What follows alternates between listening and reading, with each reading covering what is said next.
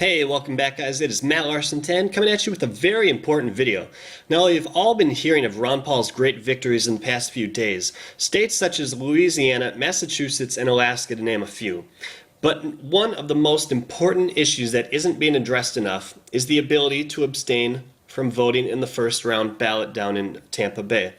I've been looking into this now for the past few days, and it is a very complicated issue.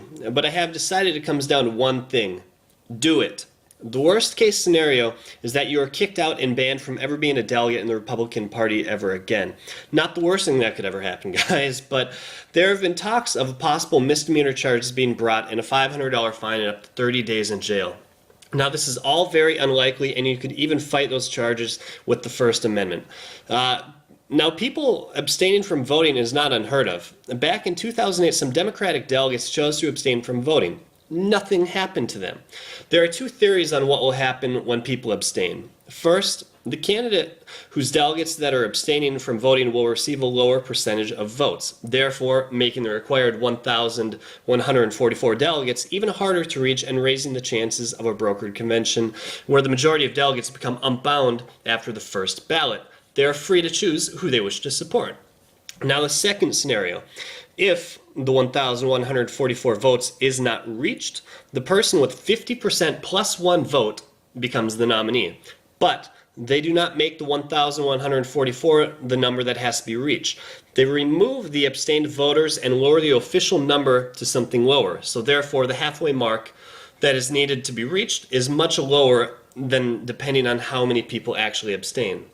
Now, the rules that are used on the convention floor rules is the rules of the House of Representatives, not Robert's Rule of Order. That's used in like committees and stuff. Now, this could be used beneficially in my mind. Why not vote present on the first round of ballots instead of abstaining from voting? If it still counts as a vote but doesn't give your vote specifically to one candidate, it only lowers the presumptive front runner's chance of winning if you are supposed to vote for him.